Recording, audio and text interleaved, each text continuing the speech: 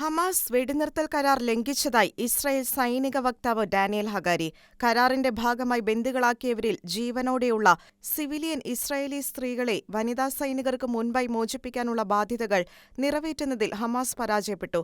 നിറോസിൽ നിന്ന് തട്ടിക്കൊണ്ടുപോയ അർബൽ യഹൂദിന്റെയും ഷിരി ബിബാസിന്റെയും അവളുടെ 2 മക്കളായ ഫ്യൂറിന്റെയും ഏരിയലിന്റെയും തിരിച്ചുവരവ് സാധ്യമാക്കുന്നതിൽ തങ്ങൾ ദൃഢനിശ്ചയത്തിലാണെന്നും ഹഗാരി പറഞ്ഞു. കരാർ അനുസരിച്ച് ഇന്ന് മോചിപ്പിക്കപ്പെടേണ്ടിയിരുന്ന സിവിലിയൻ അർബൽ യഹൂദിനെ മോചിപ്പിക്കുവാൻ ഹമാസ് സമ്മതിക്കുവോളം പലസ്തീനികളെ വടക്കൻ ഗാസ മുനമ്പിലേക്ക് മടങ്ങാൻ ഇസ്രായേൽ അനുവദിക്കില്ലെന്ന് പ്രധാനമന്ത്രി ബെഞ്ചമിൻ നെതന്യാഹുവിന്റെ ഓഫീസ് അറിയിച്ചു. ഹമാസ് ഭീകര സംഘടന ഇന്ന് മോചിപ്പിച്ച 4 വനിതാ സൈനികർക്ക് പകരം പലസ്തീൻ തടവുകാരെ മോചിപ്പിക്കുമെന്ന് കരാർ പ്രകാരം ഇസ്രായേൽ അറിയിച്ചു.